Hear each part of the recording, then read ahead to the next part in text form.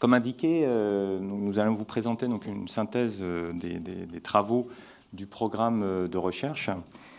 Et déjà, donc ce programme a commencé en décembre 2019, donc il a 3 ans quasiment exactement. Et donc dans ce programme, comme j'ai commencé à le dire, vous avez donc tout le Collège des Bernardins qui a été impliqué, qui nous a soutenus, et notamment, nous devons aussi à remercier véritablement le conseil scientifique qui a été un fort aide, fort soutien donc, au bon déroulement de ce programme. Donc ce programme, comme Baudouin l'a rappelé, s'inscrit dans une tradition du Collège des Bernardins. Donc là, on a tenu à rappeler en fait tous les programmes qui aient eu lieu avant, avec cette spécificité, là aussi, comme Baudouin le disait, donc d'être sur cette interface science-société, et notamment de la réflexion de l'entreprise dans la société. En particulier, les travaux sur la comptabilité ont déjà en fait percolé dans le programme précédent qui avait eu lieu donc sur les questions de raison d'être, de codétermination, donc le programme de 2015-2018, ce qui avait permis déjà d'asseoir quelque chose sur les nécessités d'évolution de la comptabilité au regard donc des enjeux de codétermination, co-gouvernance et de raison d'être et société à mission. Alors, dans ce cadre-là, déjà, donc, pour donner la base en fait, du programme de recherche, donc le cadre dans lequel s'est fondé le programme, il se fonde sur plusieurs prémices et une organisation particulière. Donc déjà, il s'agissait de se saisir de la question écologique, des problématiques écologiques, mais déjà sous l'angle de ce qu'est véritablement l'écologie, c'est-à-dire au-delà d'un simple environnementalisme, c'est-à-dire l'écologie comme la science et la connaissance des interrelations humaines, non humaines, incluant les conditions de coexistence et de cohabitabilité. Donc vraiment, resituer l'écologie dans sa définition première, en lien avec des questions d'interrelation et de cohabitabilité d'un monde commun. Dans ce monde commun, justement, il y a des organisations humaines diverses et variées, des entreprises humaines, comme on les a donc appelées, c'est-à-dire entreprises dans un sens large, très large, donc toute forme d'activité déjà organisée ou à organiser.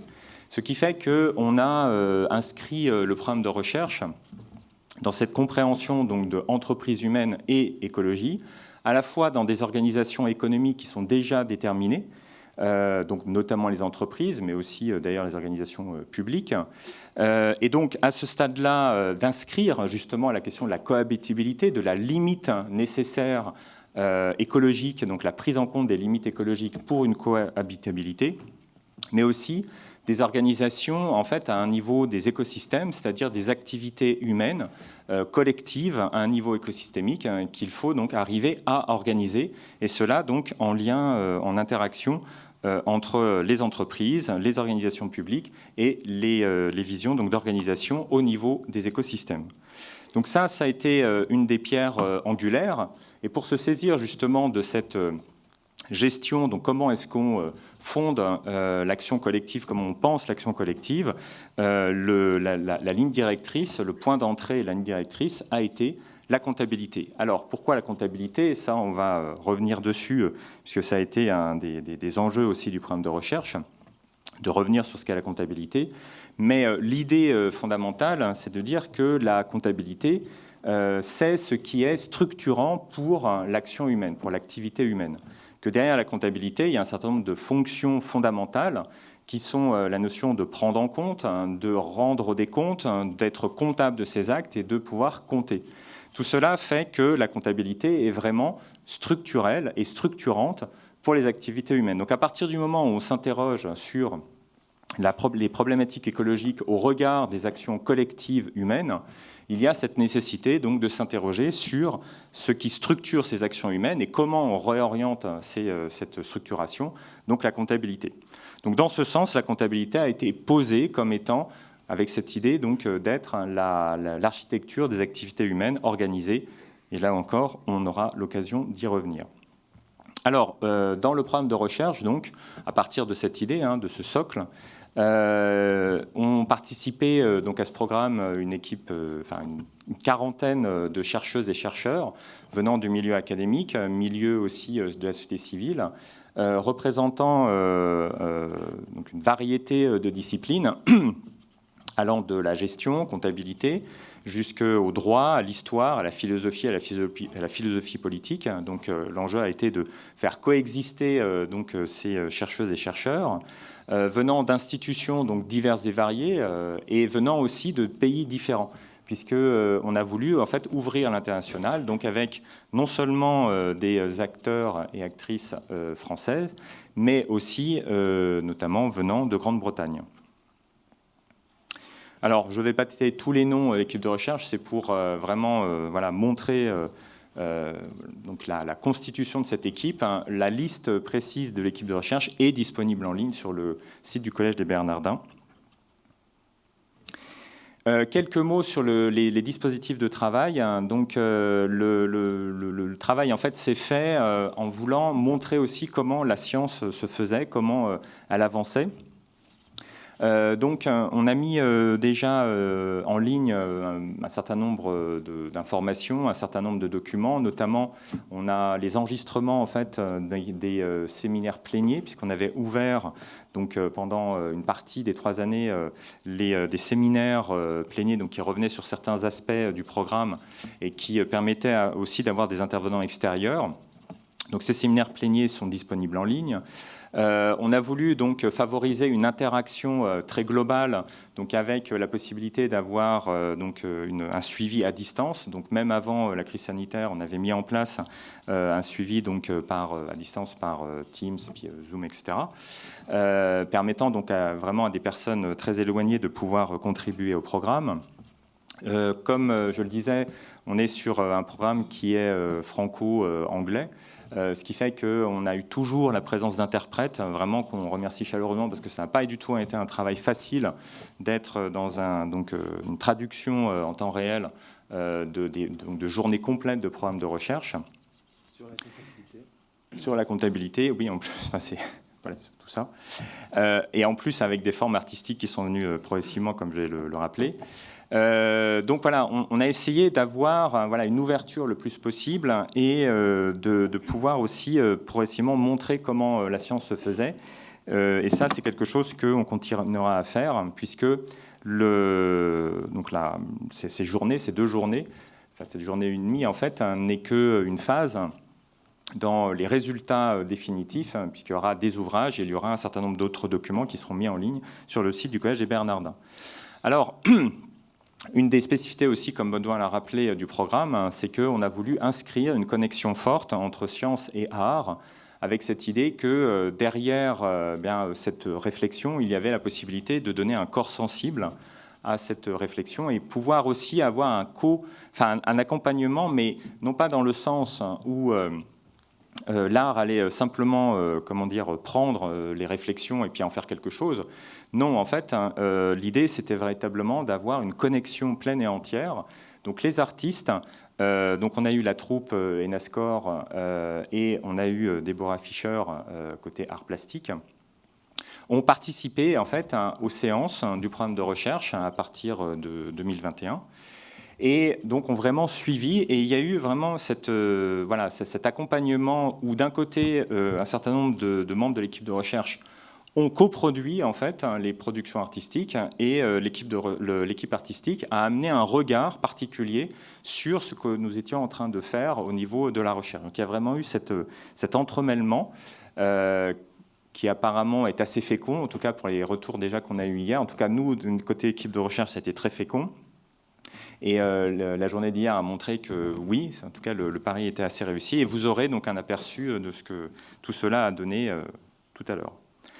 Alors, plus précisément, le programme de recherche s'est concentré autour de 4 axes structurels qui vont donner lieu ensuite, dans les résultats qui ont été présentés hier, aux connexions avec les différents panels et en fait les différents points névralgiques qui ont été mis en évidence. Donc les axes se sont concentrés sur la question, alors ce qu'on a appelé donc épistémologie comptable et interdisciplinarité, c'est-à-dire qu'est-ce que la comptabilité et comment elle s'inscrit dans le registre des autres disciplines. Deuxièmement, un regard historique et anthropologique, c'est-à-dire réinterroger la comptabilité sur les formes qu'elle a pu avoir historiquement. Là encore, pour savoir qu'est-ce qu'il y a derrière la comptabilité et comment la comptabilité d'ailleurs a pu ou pas se saisir des questions écologiques avant et comment. Sur l'axe 3, donc la critique de l'existence, c'est-à-dire qu'il existe à l'heure actuelle des formes de comptabilité socio-environnementale. Que peut-on en dire? Est-ce qu'elles sont vraiment aptes à traiter des questionnements écologiques, et si oui, comment et pourquoi?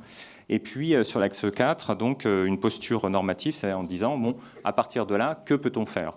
Dans cette posture normative, ça a permis de re-questionner en fait 2 programmes de recherche et de développement préexistants, qui sont CARE et la comptabilité écosystème centrée, sur lesquels on reviendra, et qui ont vraiment été donc remis en interrogation par ce programme pour en souligner ou pas la pertinence. Donc tout ça nous amène véritablement à la journée d'hier. Donc ça, c'était pour poser voilà, comment s'est structuré le programme de recherche. Donc hier, nous avons pu avoir voilà, les résultats de ces 3 années. Et déjà au cœur, enfin pour expliquer... voilà. Pour expliquer comment le travail s'est fait et la présentation a été organisée, je veux véritablement mettre en évidence qu'il y a eu derrière toute cette réflexion et la présentation d'hier et l'organisation des résultats, en fait 3 lignes d'analyse. Qui sont des 3 lignes d'analyse qui sont même au-delà de la question de la comptabilité, 3 lignes d'analyse assez structurantes dans la recherche, mais qui sont malheureusement parfois un peu oubliées, voire floutées. En fait, ce que je veux dire par là, c'est qu'on a voulu vraiment inscrire l'esprit de la recherche dans le fait qu'on doit déjà se saisir d'un questionnement sur la comptabilité, par exemple, sous l'angle de l'analyse dite technique. Donc ça, c'est une première phase. L'analyse technique, c'est le comment. Comment fonctionne un outil, comment fonctionne un instrument. Donc par exemple, comment ici fonctionne la comptabilité et comment peut-on optimiser certains modèles. Donc ça, c'est le comment. Le problème, c'est qu'à l'heure actuelle, énormément de recherches s'arrêtent au comment, à l'analyse technique. La problématique, c'est qu'il y a aussi la nécessité d'interroger le pourquoi. Pourquoi faire quelque chose? Pourquoi utiliser tel outil? Pourquoi utiliser tel modèle? Et donc là, il y a une nécessité d'avoir une analyse critique qui revient sur les hypothèses sous-jacentes en fait, de tel instrument, de tel outil, de tel modèle, et qui va questionner aussi ce qu'on appelle la performativité, c'est-à-dire en fait en quoi cet outil, cet instrument, ce modèle fait faire quelque chose, fait être quelque chose, et fait que les acteurs, même sans rendre compte, vont être amenés à penser certaines choses, voire avoir un certain type de comportement. Donc l'analyse critique permet vraiment de réinterroger, voilà, les instruments, les concepts ne sont pas neutres, ils sont pris dans des hypothèses sous-jacentes, lesquelles, et ils orientent la société, les actions, vers un sens, lequel. Alors, donc, déjà, le programme donc, a vraiment voulu approfondir ces questions d'analyse technique et d'analyse critique au regard de la comptabilité et de l'écologie. Mais là encore, on ne peut pas s'arrêter là. C'est-à-dire que si on s'arrête à l'analyse critique pure, en fait, on arrive à faire la critique de la critique, de la critique, de la critique, et au bout d'un moment, on n'avance plus. Donc ce qui est absolument nécessaire, c'est d'aller vers ce qu'on appelle une analyse normative, qui a été vraiment un cheminement, une direction du programme de recherche, c'est-à-dire où est-ce que véritablement on va atterrir. Donc il y a un moment donné, on mène un certain nombre de recherches techniques, critiques, et on doit arriver à poser les bases d'une refondation de quelque chose. Et pour poser ces bases-là, il s'agit de le faire justement sous un angle scientifique.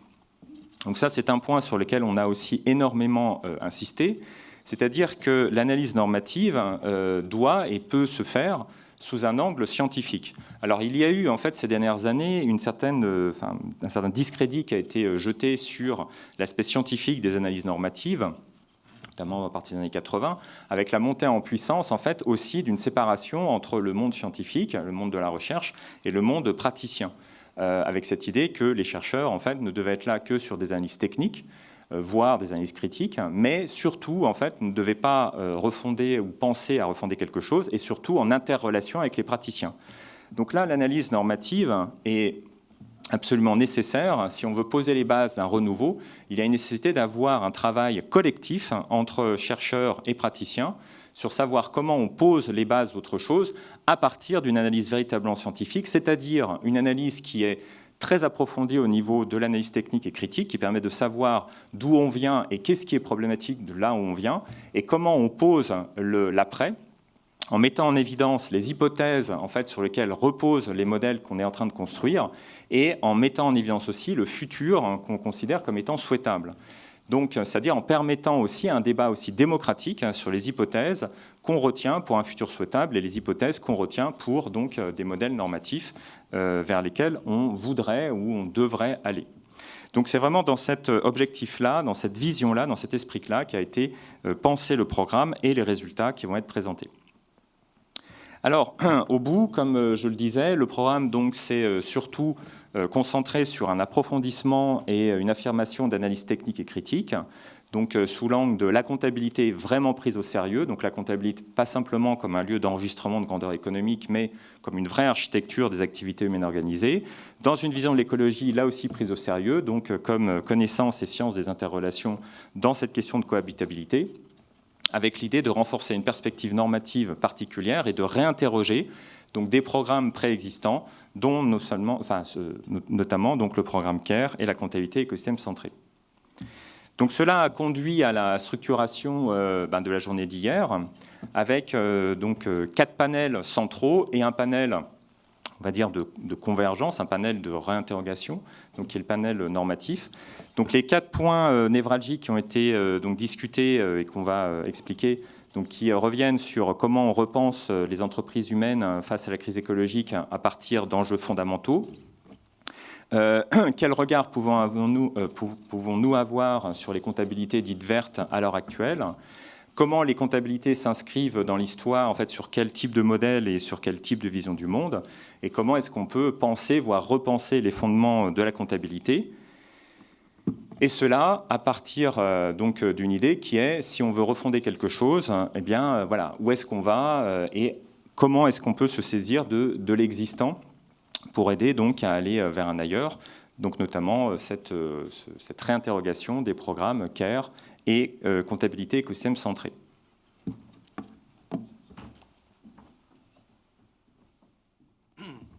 Bonjour à toutes et tous. Donc, on va vous présenter maintenant successivement les 4 points, les 4 et 5 points névralgiques qui ont été au cœur du travail de recherche.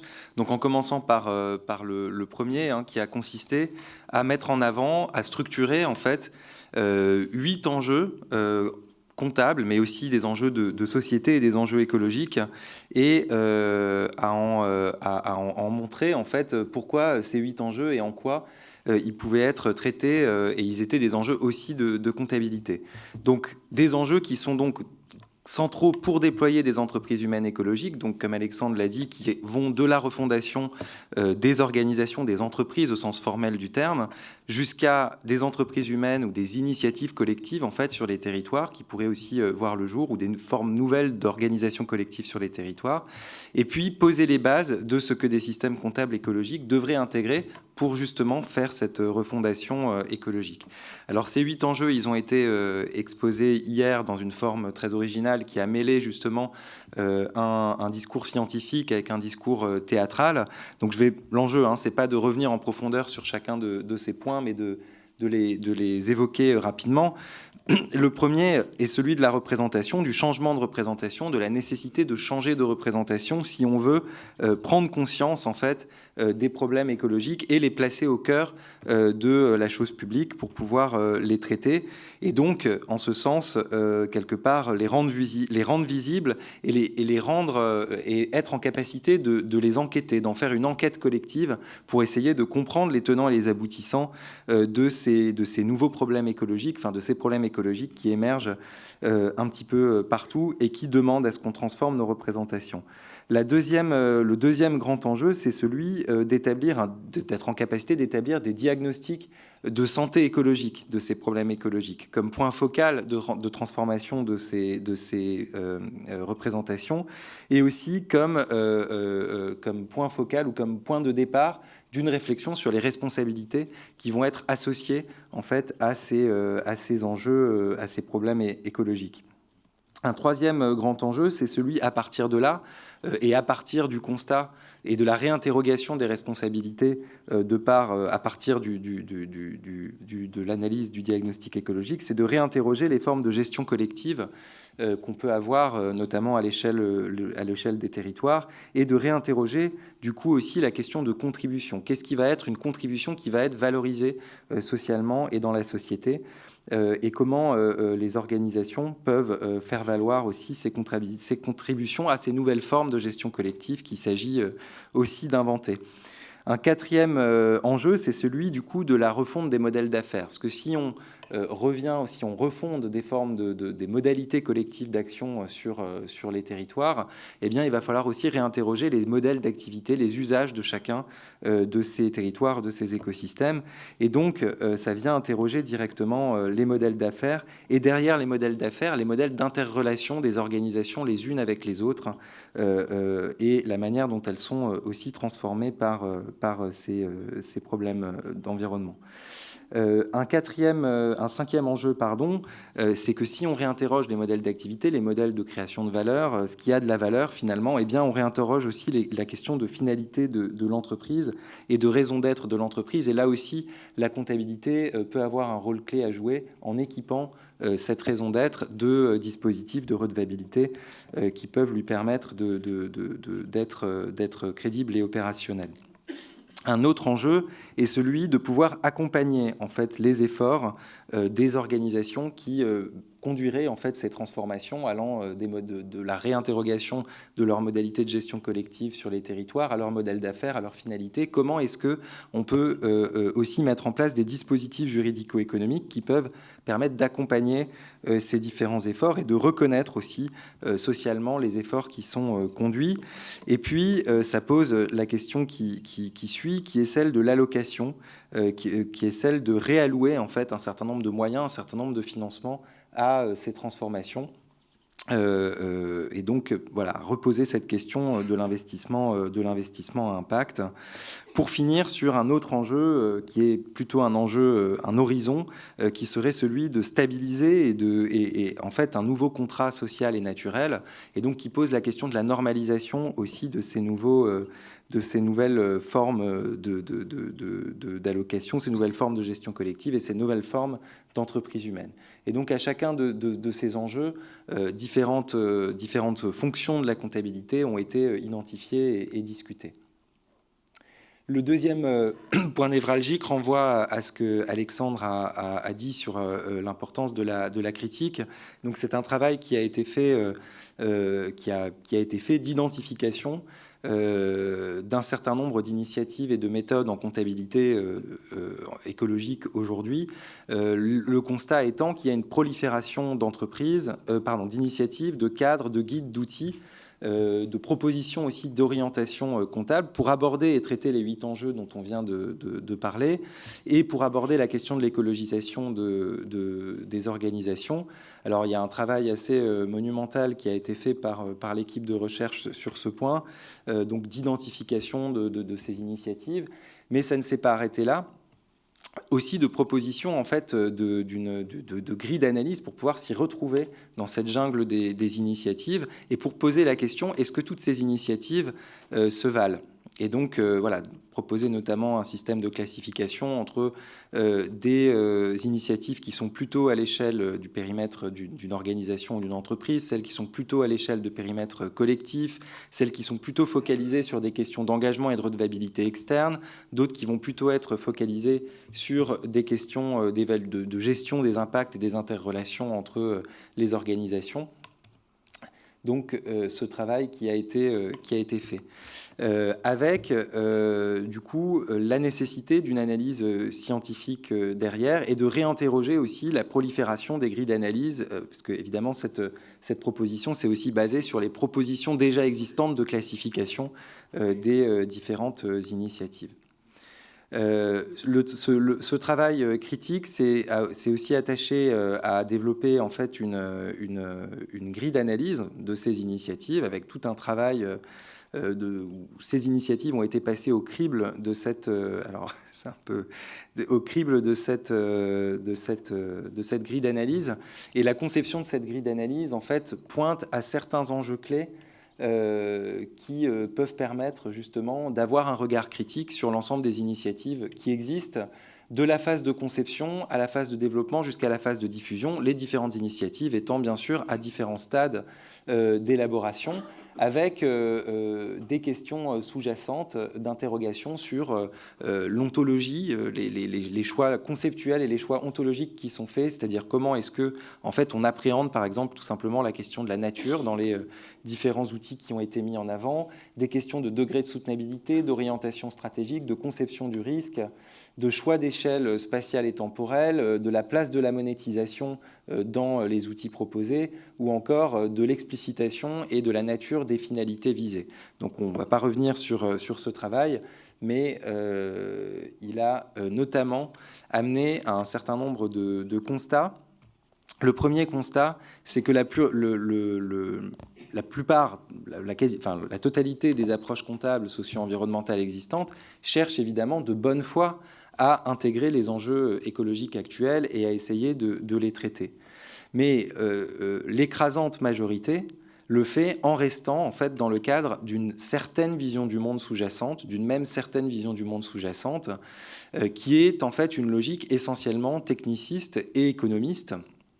Et donc ça a amené l'équipe de recherche aussi à s'interroger, ou en tout cas à soulever l'importance d'interroger les modèles de représentation sous-jacents en fait à ces différents outils, et à sortir de la simple analyse technique pour aller pour renforcer en fait notre capacité à avoir une lecture critique de ces propositions comptables. La question qui s'est posée la question qui ressort aussi de ce travail est de se demander si cette vision du monde, au fond, a-t-elle été toujours dominante pour aborder l'écologie et la comptabilité? Est-ce qu'il a existé aussi dans l'histoire, en fait, d'autres formes de comptabilité qui se sont appuyées sur d'autres visions du monde et qui pourraient du coup aussi nous inviter à rouvrir notre espace de créativité pour reconstruire aussi des comptabilités sur des visions du monde renouvelées qui ne soient pas simplement technicistes et économistes. Et donc ça, c'est le travail qui a été fait notamment autour du point névralgique 3 du programme de recherche, avec un focus sur les dimensions anthropologiques de la comptabilité et un questionnement au départ qui est de se dire bon, est-ce qu'il faut finalement se débarrasser des outils comptables, puisque est-ce que les outils comptables, au fond, sont toujours le véhicule de ces visions du monde et nous enfermeraient en fait dans ces visions du monde techniciste et économiciste, et donc nous rendraient inaptes à appréhender réellement la question écologique. Et donc, comme je viens de le dire, la démarche, ça a été d'explorer la diversité des formes et des finalités comptables à travers l'histoire pour ouvrir et élargir le débat. Donc il y a 3 catégories de cas qui ont été en particulier étudiés, qui se sont ajoutés aussi aux exposés qu'on avait eus dans la première année du programme, aussi sur les comptabilités médiévales et un certain nombre d'autres travaux. Donc un premier cas qui a été un travail sur l'agriculture familiale dans l'économie paysanne en Russie au début du XXe siècle. Un deuxième cas qui s'est focalisé sur la foresterie au tournant de la modernité, avec la question de comment gérer une forêt durablement, et aussi du coup qui a permis de faire ressortir un certain nombre d'éléments sur l'usage de la comptabilité en lien avec les sciences modernes de la foresterie naissante. Et puis aussi une interrogation, en tout cas un regard sur une diversité de formes comptables pré-modernes, à travers des comptabilités antiques, égyptiennes, médiévales, etc. Et donc, les constats de ce travail, c'est qu'avec l'avènement de la modernité, il y a un rabattement majoritaire de la pratique comptable donc, sur cette logique techniciste et économiciste. Or, ce qui a été constaté, c'est que la comptabilité, qui, il a été rappelé aussi, précède en réalité l'écriture, voire même a appelé à l'existence de l'écriture, révèle en fait une diversité de formes et de finalités, et elle apparaît comme, au fond, une entreprise d'enregistrement de relations entre humains et non humains en vue de leur stabilisation. Elle apparaît comme toujours solidaire de certaines formes d'institutions sociales qui sont toujours particulières et qui s'inscrivent elles aussi dans une certaine vision du monde. et elles sont toujours un relais essentiel d'organisation et de réorganisation, de transformation du monde. Et donc, quelque part, elles sont toujours au service d'un projet politique, d'un projet de société. Et donc, il y a une nécessité de pouvoir penser, et c'est ce qui va amener au point névralgique numéro 4, d'essayer de pousser encore un cran pour revenir réellement à ce qu'est fondamentalement la comptabilité, essayer de se donner une définition de ce qu'est fondamentalement la comptabilité lorsqu'elle est dépouillée en fait de tout projet de société, lorsqu'elle est dépouillée de toute vision du monde, pour pouvoir se demander à ce moment-là comment la réinvestir par des visions du monde et des projets de société qui sont orientés donc vers une certaine normativité.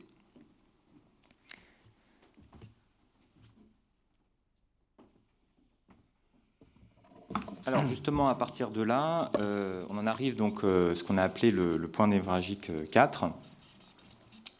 Voilà. En ayant mis à plat le fait que derrière la comptabilité, il y a donc encore une fois des représentations, des modèles, et que la comptabilité en elle-même ne véhicule pas, par exemple, simplement une idée, par exemple, purement capitaliste ou purement économiste, techniciste, etc.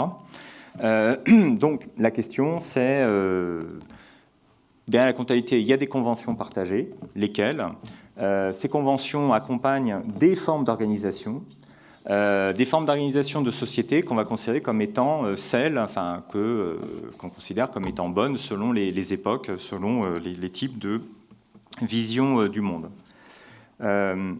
Dès lors, la conséquence de cette interrogation, c'est, encore une fois, sur quel fondement donc, on peut baser la vision de la comptabilité et construire une comptabilité ensuite qui soit véritablement écologique.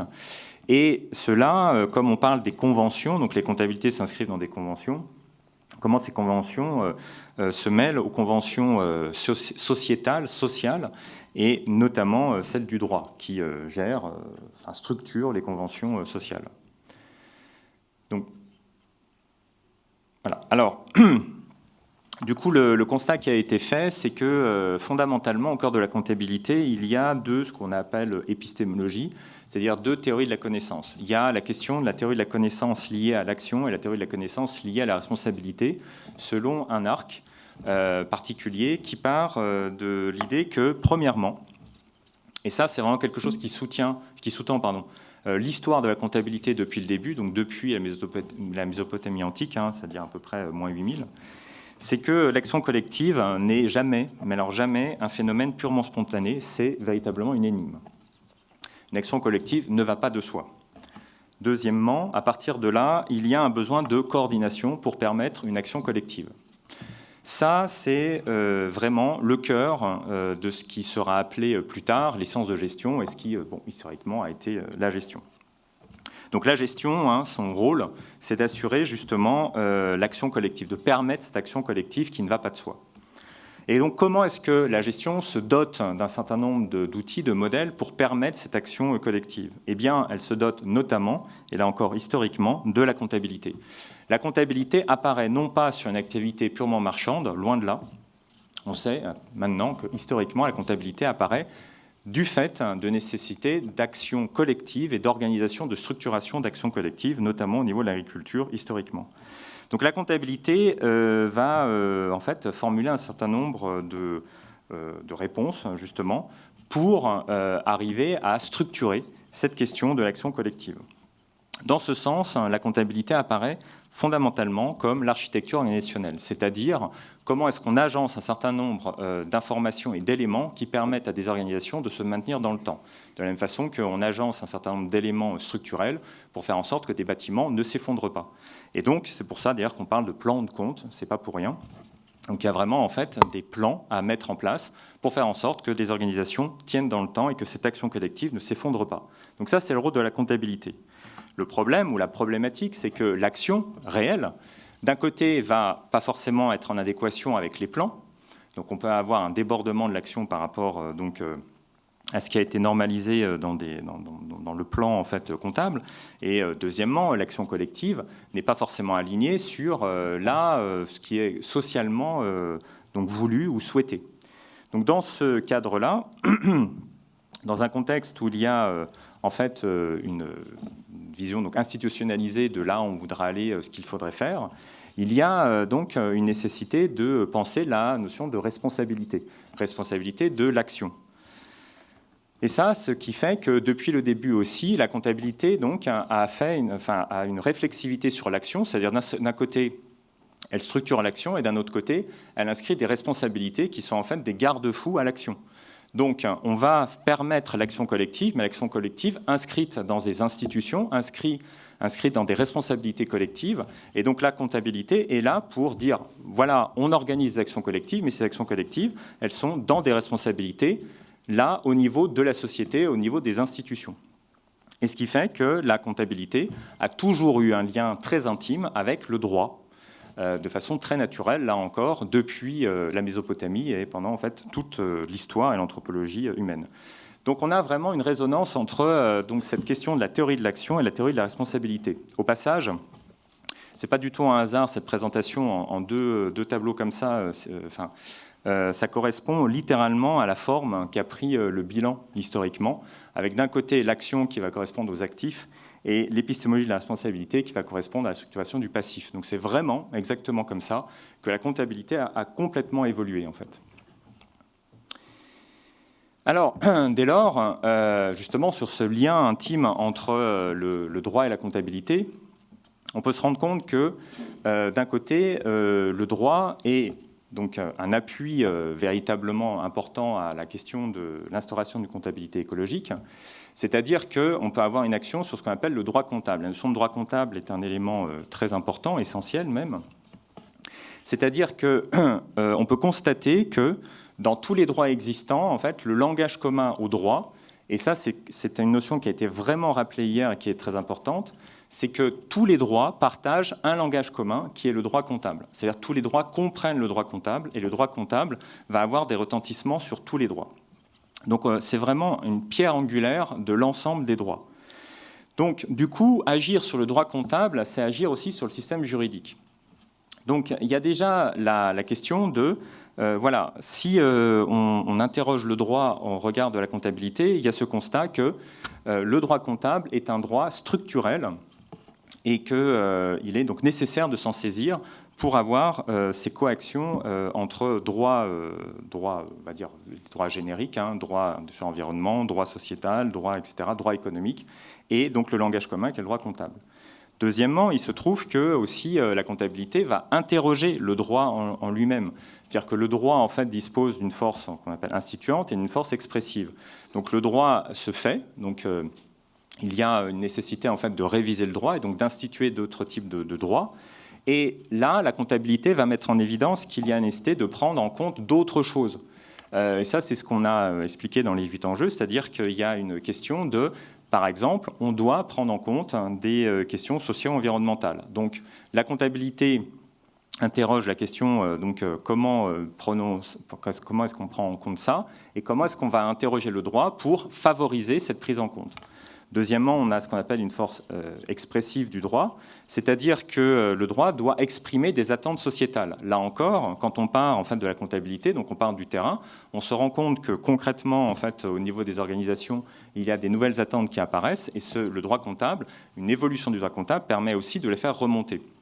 Donc d'un côté, on va avoir donc, une sorte de vision descendante où le droit, en fait, qui est donc à un niveau plus macro, va permettre de redescendre sur les organisations et d'avoir quelque chose de très pratique et pragmatique dans l'application du droit, la possibilité d'appliquer le droit.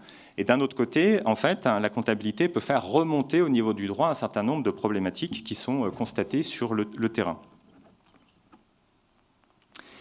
Et donc la conclusion, le constat conclusif du panel 4 est pour rassembler aussi une grosse partie en fait, des idées qui ont été mentionnées, c'est que déployer une société écologique ne peut pas se faire sans mobiliser la comptabilité qui est donc centrale à la fois dans l'anthropologie humaine, dans le rapport à l'action, à la responsabilité, au droit, etc. La problématique, c'est comment on actualise en fait, les fondements de la comptabilité pour déployer un projet de société véritablement écologique et ainsi, donc, quelle philosophie comptable et quelle méthodes qui sont donc à en déduire, on va mettre en place pour fonder des entreprises humaines au sein des organisations donc elles-mêmes ou au sein des écosystèmes qui peuvent aller véritablement vers une vision écologique. Donc pour conclure, on va rapidement donc exposer justement cette posture normative donc du point névralgique 5. C'est-à-dire que dans cette vision justement de réinterroger les fondements de la comptabilité pour déployer une société écologique, la question a été donc de dire il y a des choses qui sont préexistantes, qui partagent un certain nombre de constats, et est-ce que le programme donc renforce ces programmes? Donc le premier programme donc, qui a été réinterrogé, c'est le programme CARE, donc Comprehensive Accounting in Respect of Ecology. Et le deuxième programme qui a été réinterrogé, c'est le programme de la comptabilité écosystème centré. Alors, sur déjà donc, le projet CARE, quelques rappels très briefs. En fait, c'est surtout pour mettre en évidence en fait, le cadre conceptuel et voir en quoi tout ça en fait, a été renforcé justement par la réflexion du programme de recherche. Donc, le projet CARE, c'est un projet qui existe depuis une dizaine d'années, qui en fait concerne la question de l'évolution de la comptabilité au sein des organisations, donc entreprises, organisations publiques, donc organisations déjà constituées, avec une volonté donc, de permettre une évolution des plans de compte, bilan, compte de résultats, tableau de bord, modèle d'affaires, etc. Donc vraiment prendre la comptabilité comme architecture des modèles, des activités humaines organisées, et notamment donc, des modèles d'affaires, avec une orientation particulière. Il s'agit en fait d'étendre le mécanisme historique de la comptabilité. Et là, quand je dis historique, c'est le mécanisme de la comptabilité qu'on constate depuis au moins le Moyen-Âge, comme structure, donc mécanisme structurel de l'action collective d'entreprise, en ajoutant justement de nouvelles formes de responsabilité. Alors plus précisément, l'orientation de CARE, et c'est vraiment en écho et en renforcement donc, de ce que j'ai pu exposer avant, repose sur cette idée-là. C'est-à-dire qu'on a un mécanisme central de la comptabilité, donc historiquement, traditionnellement, que l'on constate dans toutes les actions des entreprises au jour le jour, en fait, donc qui correspondent à la structuration de l'économie dite réelle, et qui malheureusement a été mis en défaut par une autre vision, une vision beaucoup plus économiciste de la comptabilité qui s'est imposée ces dernières années, mais plutôt sous une forme de vision dominante et pas de réalité en fait pragmatique de comment une entreprise est gérée. Donc l'idée, c'est de dire on a des ressources qui sont employées dans un modèle d'affaires et qui vont permettre la création de biens et de services. Donc les ressources, initialement, c'est les ressources financières. Et donc l'idée, c'est de mettre en place l'idée qu'on a d'autres entités capitales qui doivent être prises en compte. Ces entités capitales étant des entités sociales, des entités environnementales, donc des écosystèmes, des êtres humains, qui sont à la fois donc, des nouvelles ressources qui vont être employées dans le modèle d'affaires et donc dégradées, pour permettre la création de valeur. Donc là, on est sur la question de la structuration de l'action collective qui va être enrichie par de nouvelles entités qui vont être constatées, qui vont être prises en compte. Et d'un autre côté, sur le volet responsabilité, le constat que ces nouvelles ressources sont non seulement des ressources, justement, mais aussi et surtout des sources de préoccupation. C'est-à-dire qu'il va y avoir une nécessité de prendre en compte aussi le volet de remettre en état ces ressources, ces entités capitales, selon leurs bons états écologiques. Et donc d'avoir une structuration de si j'emploie dans un modèle d'affaires un écosystème, un être humain, je dois m'interroger sur son bon état écologique, son état de décence, de santé pour les êtres humains, son état, littéralement ce qu'on appelle le bon état écologique des écosystèmes, et je dois être en mesure de structurer des activités, un plan d'activité, les activités de préservation, et d'en chiffrer les coûts que je devrais intégrer en fait dans ma comptabilité. Donc ça, c'est ce qui est au cœur du projet CARE. Et donc derrière CARE, pour finir sur la présentation de CARE, on a donc à la fois cette idée que le cadre conceptuel et méthodologique peut poser donc les bases de nouveaux modèles d'affaires, en fait réinterroger les modèles d'affaires et les réorienter, avec cette question qui a été lancée hier, qui est quelle complémentarité avec les évolutions réglementaires actuelles du droit, que ce soit au niveau devoir de vigilance, CSRD, etc. C'est-à-dire comment est-ce qu'il peut y avoir donc, vraiment un co-travail, une co-réflexion entre un cadre conceptuel existant qui vient donc notamment de tout ce travail de réflexion sur ce qu'est la comptabilité et l'écologie, et donc les évolutions actuelles du droit. Deuxièmement, derrière CARE, il y a une communauté qui se fédère entre, d'un côté, une communauté de professionnels, d'ONG, qui sont structurés par le CERCES, le Cercle des comptables environnementaux et sociaux. Et ce qu'on constate, d'ailleurs, on a fait une étude récemment là-dessus, une petite étude, c'est que CARE, en fait, permet de déclencher, ce qui est véritablement retourné, un changement d'imaginaire, qui est un changement d'imaginaire opérationnel, c'est-à-dire que ce n'est pas juste un changement d'imaginaire éthéré sur la gestion et l'économie. Donc comment ça aussi, donc on s'en saisit, on s'en ressaisit de façon plus approfondie dans une vision donc transformative de la société.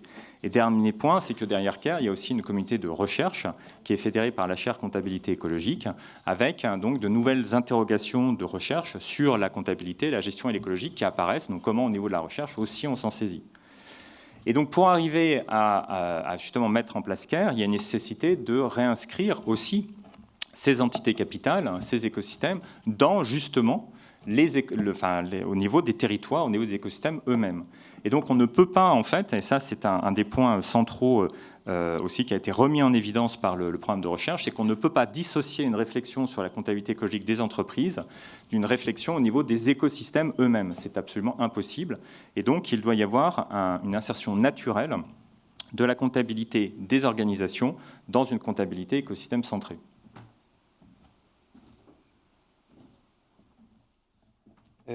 Donc c'est l'occasion aussi de vous dire quelques mots rapides sur le programme des comptabilités écosystèmes centrés qui a aussi été renforcé par les analyses du programme de recherche. D'où part le programme de recherche des comptabilités écosystèmes centrés qui a aussi quelques années d'existence. Il part de cette fameuse question des entités capitales à préserver qui sont en fait pas dans les éthers, qui ne sont pas quelque chose de complètement abstrait, mais qui s'incarnent très concrètement de multiples manières dans des territoires où se posent des questions de préservation des bons états écologiques d'un étang donné, d'une rivière donnée, d'un sol donné ou d'une espèce donnée.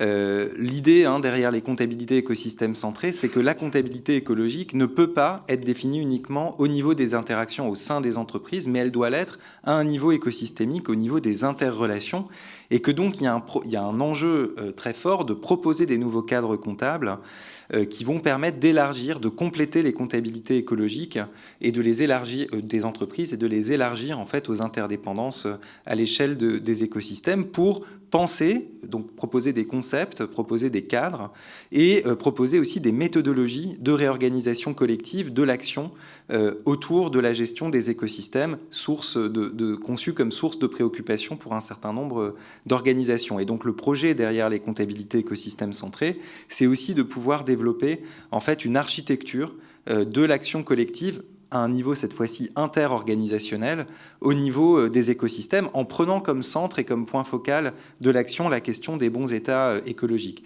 Alors, on aime bien faire des petits dessins en comptabilité écosystème centré, mais ça permet réellement d'incarner ce dont on parle. Pourquoi est-ce qu'il faut élargir ce périmètre à des problématiques de cogestion à l'échelle de l'écosystème? Tout simplement parce que la mesure de l'impact d'une entreprise sur son écosystème ou des contributions qu'elle pourrait lui apporter ne prend sens que lorsqu'on la remet en perspective relativement à l'ensemble des autres impacts et contributions d'autres organisations qui vont affecter positivement ou non le milieu naturel. Et ça renvoie à un certain nombre de choses aussi en sciences écologiques, sur la combinaison d'un certain nombre d'effets, le cumul d'un certain nombre d'effets, les effets d'émergence puisqu'on est sur des systèmes complexes. Et puis aussi le fait qu'un certain nombre d'organisations, d'un côté, le bon état des écosystèmes dépend de la prise de responsabilité effective d'un certain nombre d'organisations sur l'écosystème. Un certain nombre d'organisations dépendent également du bon état écologique des écosystèmes. Et tout ça conduit en fait à toute une problématique d'interdépendance entre un certain nombre d'organisations. Et la question fondamentale, l'énigme fondamentale qui se pose, encore une fois, en de multiples lieux, de multiples manières sur les territoires, pour ces organisations qui se retrouvent face à des problématiques de dégradation de l'écosystème, la question fondamentale est la suivante. Qui est comptable de quoi, envers qui, au final, à l'échelle de ces écosystèmes, et comment réorganiser des régimes de responsabilité, avec bien sûr la question aussi de qui pour les réorganiser. Et voilà, tout ça sont des questions évidemment très importantes. La question, l'enjeu de la comptabilité à cette échelle, et par rapport à tout ce qui a été dit avant sur la nature et les fonctions de la comptabilité, ça va être de pouvoir en fait proposer aussi des outillages qui vont permettre d'enquêter, de pouvoir dialoguer sur les tenants et les aboutissants des préoccupations écologiques et des redevabilités de chacun dans des situations concrètes de gestion à l'échelle des écosystèmes, de pouvoir statuer sur la qualité des écosystèmes en question et des responsabilités et des performances des actions de chacun en regard de cette question de résultat environnemental qui peut avoir une force de prescription, comme ça a été rappelé hier sur les questions de droit, et puis de réguler, de rendre contrôlables les prises de responsabilité et les engagements des uns et des autres en interdépendance à l'échelle de ces écosystèmes, pour, in fine, aussi pouvoir définir, négocier, piloter des nouvelles stratégies de cogestion des écosystèmes, tout en pilotant sa propre transformation de modèles d'activité et de modèles d'affaires. Donc le projet derrière les comptabilités écosystèmes centrés, c'est bien celui de pouvoir en fait construire des architectures comptables qui vont permettre en fait à un certain nombre d'organisations en interrelation à l'échelle d'un écosystème et pris dans des rapports de force aussi évidemment, de pouvoir se réorganiser pour maintenir le bon état d'un écosystème donné. Alors tout ça renvoie un certain nombre d'éléments aussi qui ont été mis en avant hier en ouverture. Premièrement, l'idée que les comptabilités écosystèmes centrés sont vraiment indispensables d'une certaine manière pour pouvoir faire le lien entre les comptabilités d'entreprise et la mesure crédible, disons, de sa responsabilité propre et de sa contribution potentielle à l'atteinte d'un bon résultat écologique dans des régimes de gestion collective. Donc, cette notion de complémentarité aux comptabilités écologiques centrées sur les organisations qui peuvent venir renforcer la crédibilité de l'accountability en fait, écologique des entreprises et puis aussi fournir des équipements pour participer en fait, à des stratégies de cogestion à l'échelle des écosystèmes. Et ça renvoie aussi à cette notion donc, d'entreprise humaine qu'on a aussi travaillé dans ce programme qui est plus large que celle d'entreprise au sens plus formel du terme et qui renvoie aussi à un certain nombre d'autres acteurs qui sont en interaction et qui ont aussi des leviers de transformation pour écologique et qui peuvent aussi s'appuyer d'une certaine manière ou qui bénéficieraient aussi d'une base comptable fondée sur les situations de gestion des écosystèmes. Alors soit pour pouvoir être en mesure de comparer un certain nombre de situations malgré leur hétérogénéité et pouvoir avancer potentiellement vers des plans de compte d'écosystèmes qui garantissent aussi la possibilité, qui garantissent aussi une analyse, qui n'écrase pas, disons, la diversité et la pluralité des situations.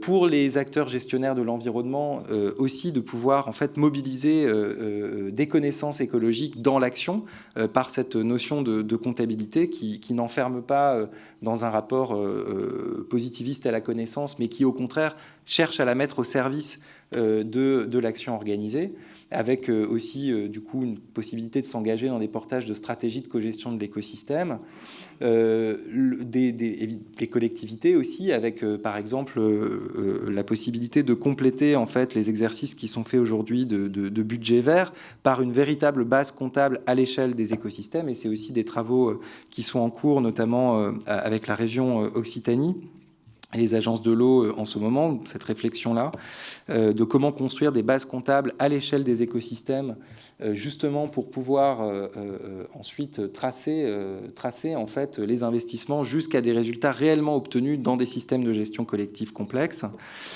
Et puis, potentiellement aussi pour les citoyens de pouvoir, alors c'est un terme qui existe aussi en littérature comptable, celui de counter-account, mais la possibilité aussi de se saisir de ces nouvelles comptabilités pour pouvoir en fait s'engager dans leur construction aussi à l'échelle des écosystèmes et tenir le compte des préoccupations écologiques pour pouvoir éventuellement demander des comptes aussi à une diversité d'acteurs. Alors, pour finir, tout ça évidemment, ne peut se faire qu'en lien, et ça a été rappelé, avec le droit. Alors ici, on va plutôt être dans le domaine du droit de l'environnement, mais toute la question est bien de savoir aussi, pour les nouveaux dispositifs juridiques environnementaux qui pourront être mis en avant pour la protection notamment des écosystèmes, quelle base comptable pour les appuyer, et inversement, le développement et l'expérimentation, comme on le fait dans un certain nombre de programmes de recherche, de nouvelles comptabilités écosystèmes centrées peuvent potentiellement aussi appeler à des innovations